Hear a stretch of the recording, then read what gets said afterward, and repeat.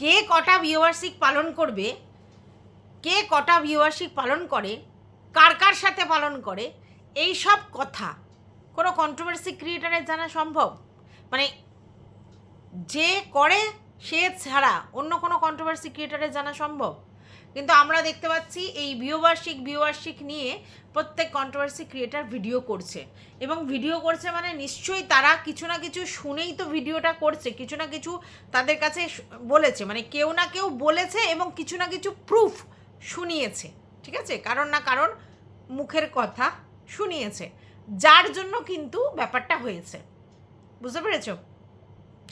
এবার এটা থেকে পরিষ্কার ওই গ্রুপে একে অপরকে কেউ কখনো কোনো দিন বিশ্বাস করেনি, ঠিক আছে?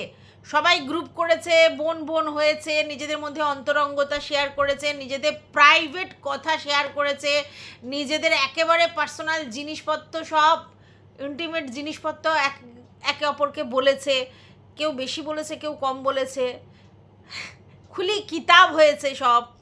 কিন্তু এরা নিজেরা নিজেদেরকে কোনো দিন বিশ্বাস করেনি, যদি করতো তাহলে স্ক্রিন রেকর্ড করতো না।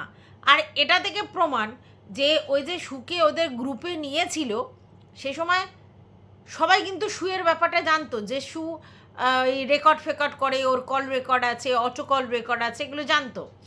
তারপরেও সুকে নিয়েছে, নেওয়ার পর ওরা কিন্তু খুব সন্তর্পণে সব জিনিসটা রেকর্ড করেছে, যেগুলো হয়তো সু কোনোদিন এক্সপেক্ট করতে পারেনি যে ওরা রেকর্ড করবে। এবার হোয়াটসঅ্যাপ কলে কিন্তু রেকর্ড করা যায় না, ভালো করে বোঝো, হোয়াটসঅ্যাপ কলে কিন্তু রেকর্ড করা যায় না। তাহলে কি করেছে?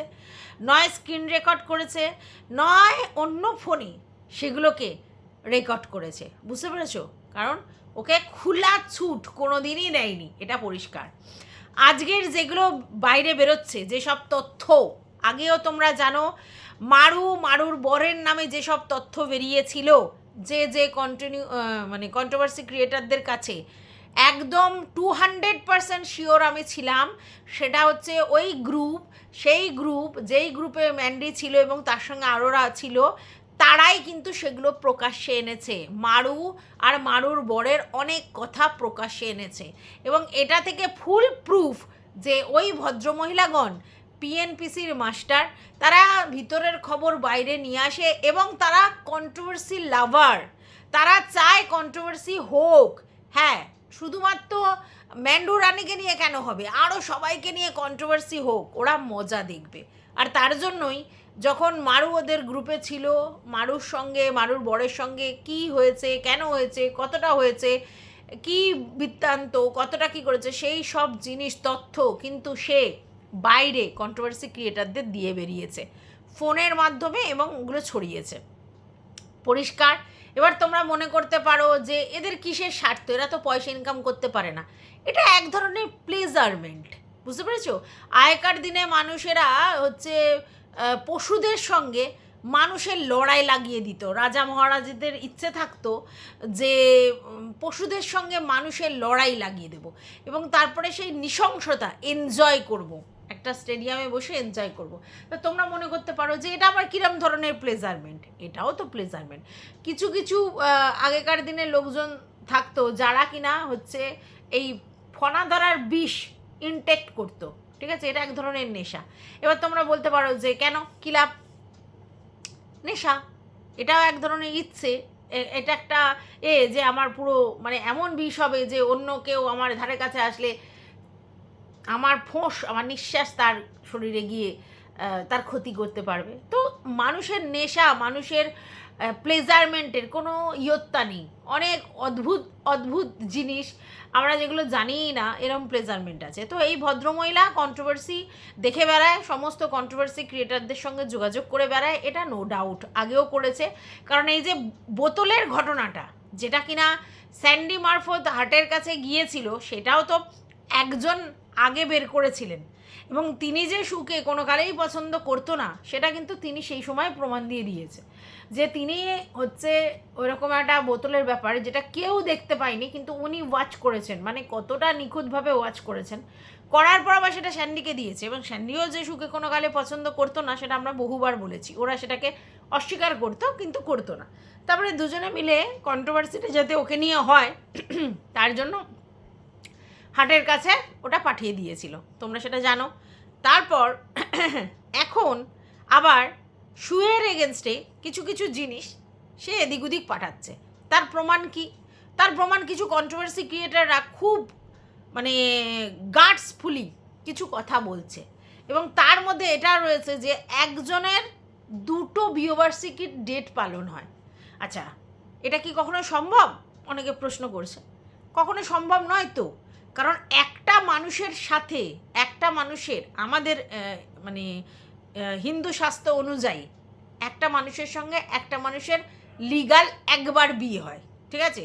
এবার কেউ কেউ কী করে, আগে ম্যারেজ রেজিস্ট্রি করে রাখে, সেটা একটা রেজিস্ট্রি বিয়ের তোমার হচ্ছে বিয়েবার্ষিক হয়, তারপরে সোশ্যাল ম্যারেজ হয়, আবার একজনের একসাথে হয়, আবার অনেকের হয় লাভ করে রাখে, নিজেরা মন্দিরে সিঁদুর বা হ্যানা তানা নিজেরা পড়েছে, সেটার একটা বিয়ের দিন হয়, আবার পরে যখন বাড়ির লোকেরা মেনে নিয়ে একটা বিয়ের অনুষ্ঠান সেটা হয়। তো একই লোকের সঙ্গে এরকমভাবে দুবার বিয়ে অনেকেই করে, তার সেটা দুবারের মধ্যে একটা রেজিস্ট্রি বিয়ে, একটা সোশ্যাল বিয়ে, ঠিক আছে?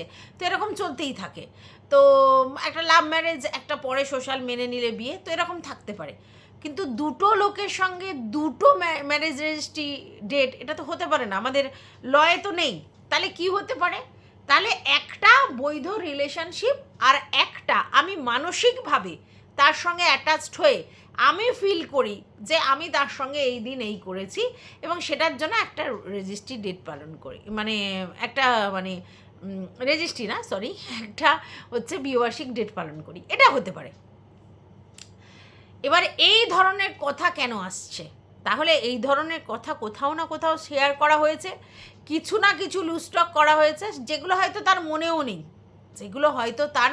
নেই, সে হয়তো লুজটক করে বেরিয়েছে, বলেছে, করেছে, সেইগুলোকে স্ক্রিন রেকর্ড করেছে, তাই তারা এত কনফার্মলি সেগুলো বলছে। এবং যেসব কন্ট্রোভার্সি ক্রিয়েটাররা বলছে তাদের কাছে যদি এইগুলোর প্রমাণ না থাকে তারা বলতে পারে না।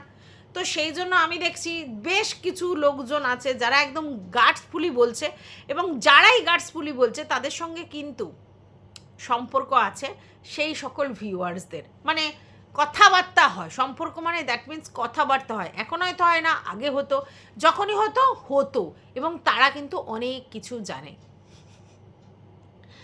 এবার কথা হচ্ছে, আমি এত বড় মুখ করে এর চরিত্রের চচ্চড়ি, ওর চরিত্রের চচ্চড়ি, ও ভালো না, ও ভালো না, সে ভালো না, এর মুখে থুতু, ওর মুখে এই করে বেরিয়েছি, তাহলে আমাকে তো নিজেকেও প্রমাণ করতে হবে যে তাহলে আমি ফেয়ার, এটা তো প্রমাণ করতে হবে। তো আজকের ডেটে সত্যিই যদি এই সবগুলো বাইরে আসে এবং সত্যিই যদি এগুলো করে থাকে, তাহলে তোমরা বুঝতে পারছো যে নিজের পিছনে এত গন্ধ, সে অন্য লোকের কেন এত মানে আঙলে বের করেছে, আমি তো বুঝে পাই না। আজকে সে মারুকে থ্রেড দিচ্ছে কিসের জন্য? না, তার বরের সঙ্গে তার দুবার কেটে গেছে, আবার দুবার জড়িত হয়েছে, ঠিক আছে? এবং এই কেটে যাওয়ার সময় তাদের কি কি হয়েছে দেখো। আমি একটা কথা বলি, বিবাহিত লাইফের আগে প্রেম ঠেম যখন করে তখন কত ছেলেমেয়েরা কত প্রেম করে, এখন তো মনে হয় মাসে মাসে চেঞ্জ হয় এমন অবস্থা, কত ছেলেমেয়ে, তো সেগুলোকে কেউ হিসাব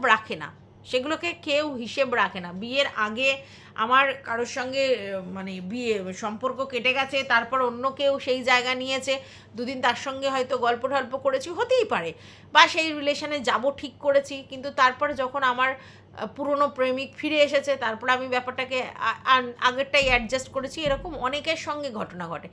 এগুলোকে নিয়ে অত বললে হয় না, কারণ এগুলো হচ্ছে বিয়ের আগে। আমরা বিয়ের পর একটা লয়্যালটি মেনটেন দুজনের তরফ থেকে হতে হবে। তখন কি কোনো কিছু হয়েছে না? তো তাহলে কোনো প্রশ্ন নেই। এবার কে বলছে, তার লয়্যালটি সম্বন্ধেও তো তখন ডাউট হবে, এবং তখন এই ব্যাপারগুলো বেরিয়ে আসছে। মানে ভাবতে পারছো?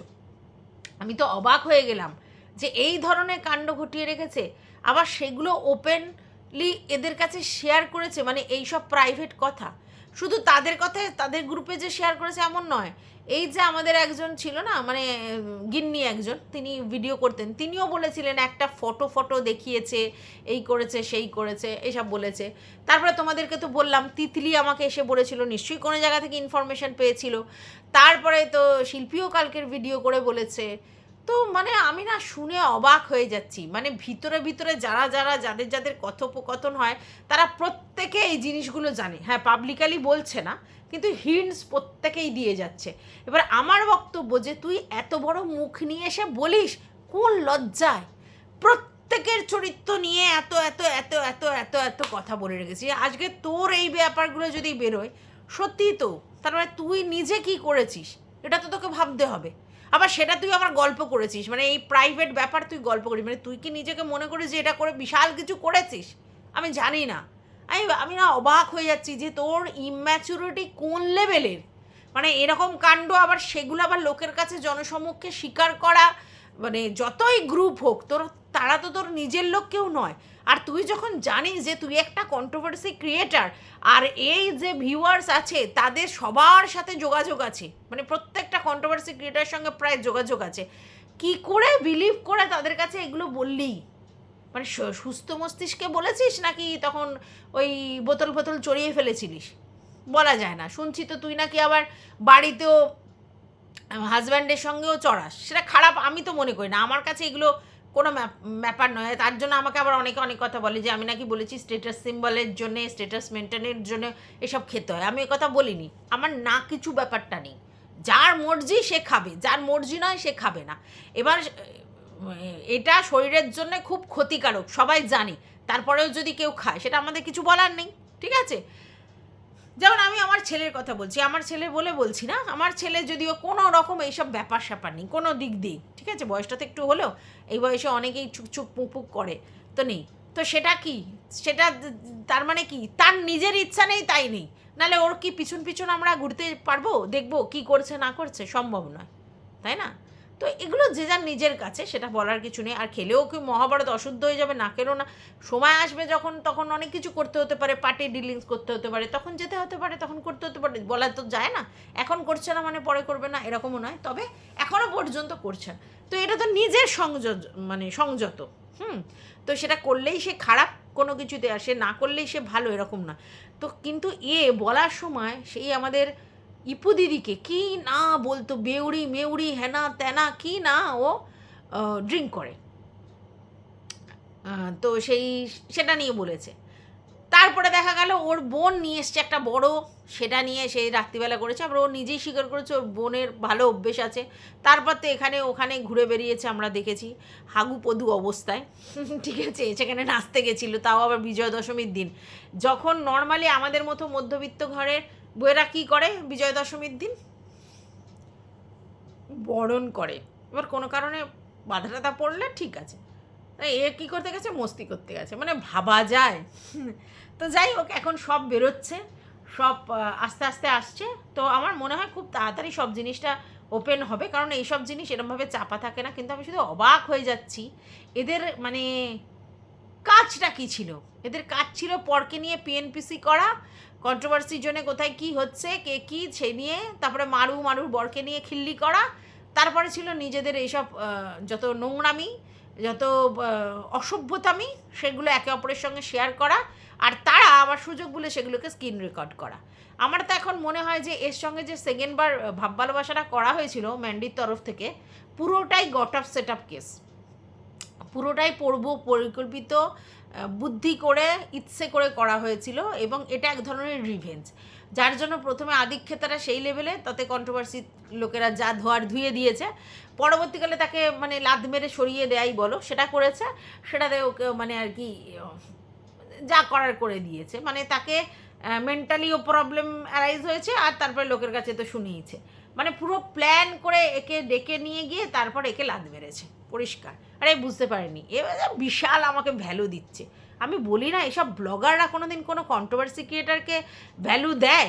এ কী ভাবতো নিজেকে আমি জানি না। হ্যাঁ, কন্ট্রোভার্সি ক্রিয়েটার হিসেবে ভালো, তার মানে এই ব্লগাররা পাত্তা দেয়? ব্লগাররা নিজেদেরকে বিশাল হনু মনে করে, এরা পাত্তা দেবে? যাই হোক, এরপর আর কিছু বলার নেই, সবাইকে বলে বেরিয়েছে, আজকে তো তোমাকে শুনতে হবে, সবাইকে বলে বেড়ালে শুনতে হবে না? আবার তুমি এরকম কথাগুলো সব জায়গায় বলে এসো, নিজের মধ্যে নিজস্বতা বলে কিছু জিনিস নেই, কিছু জিনিস যে প্রাইভেট করে রাখতে হয় এটা জানা নেই, আশ্চর্য লাগে আমার, কিছু বলার নেই। যাই হোক, ওইটা আমার ওই ব্যাপারে বলার ছিল। আর একটা আমার কমেন্ট পড়বো, কারণ এই কমেন্টটা আমার কাছে এলো স্ক্রিনশট, একজনের কমেন্ট বক্সে, এটা আমাকে নিয়েই লেখা। প্রথমে আমি বুঝতে পারিনি আমাকে নিয়ে কেন এটা আমাকে পাঠানো হলো, তারপর বুঝলাম, তারপরে জিজ্ঞাসা করলাম, বলে হ্যাঁ এটা তোমাকে নিয়েই লেখা। তো সেটা নিয়ে আমি একটু বলি, তোমরাও শোনো কি বলতে চেয়েছে। বলছে ফোকলার ফোন ধরেছিলেন যখন, টিনুর টাকা ফোকলা মেরে দিয়েছে বলে রিউমারটা রটিয়েছিল ওয়াইটিতে। তারপরে একটা ডেট বলেছে, হ্যাঁ 2025-এর একটা ডেট বলেছে। আচ্ছা, আমি রিউমার ছড়িয়েছি ফোকলা টাকা নিয়েছিল বলে? আমি ছড়িয়েছি? এটা তো সবাই জানে। হ্যাঁ, এটা আমি কি করে রিউমারটা ছড়ালাম? আর এটা তো সত্যি রিউমার, সেটা যেটা হচ্ছে না সত্যি, মিথ্যা কিছু, এটা তো সত্যি। বলছে কেন? আরে কেন মানে কি আশ্চর্য, বলছে কেন, কেন আবার কি? যেটা সত্যি সেটাই বলা হয়েছে। আচ্ছা, টিনা দিল্লি চলে যাওয়ার পর উনি আকাশ পাতাল এক করেছিলেন কেন দিল্লি গেছে জানার জন্যে। বাবা, হায় কপাল, কবে, কখন, কোথায়? ও দিল্লি যাবে কি মুম্বাই যাবে কি কোথায় যাবে সেটা জানবার কিউরিওসিটি আমার কেন থাকবে? এ কী রে ভাই! আচ্ছা, ওনার কিউরিওসিটি এতটাই বেশি। আচ্ছা, আজকে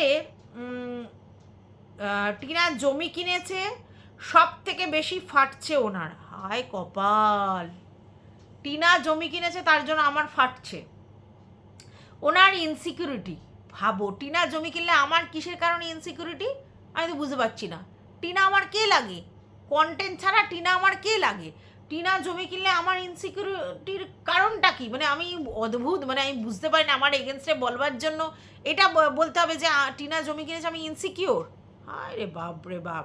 যাই হোক, টিনা কালকের সৌমালির মতন বড় ব্লগার হয়ে গেলে উনি ওই কন্ট্রোভার্সি ক্রিয়েটার হয়েই থাকবেন।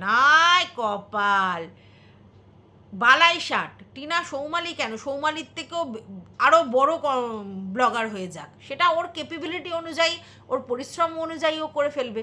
ওর সঙ্গে আমার কি তুলনা? আমি একজন কন্ট্রোভার্সি ক্রিয়েটার, দুদিনের যোগী, ওরা কত বছর ধরে মানে ভিডিও করছে ব্লগার হিসেবে, এবং ওদের একটা ফেস ভ্যালু আলাদা তৈরি হয়ে গেছিলো। কোকা, টিনুর, সৌমালির থেকে একটা ফেস ভ্যালু তৈরি হয়েছে। কত বছর ধরে ওরা ব্লগার করে, ওর সঙ্গে কি আমার তুলনা? নাকি আমি ব্লগার?